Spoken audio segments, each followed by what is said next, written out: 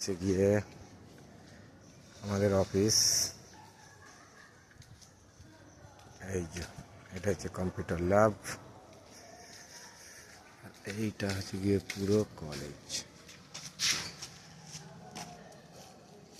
আর এইখানেই যে যে ভদ্রলোক আসছে ইনি হচ্ছে গিয়ে আমাদের আশিসদা, মানে আমার বন্ধু। ঠিক আছে, বাবার বয়সের লোক তবু আমার বন্ধু, কিছু করার নেই। তো দেখাচ্ছি পুরো কলেজটাকে।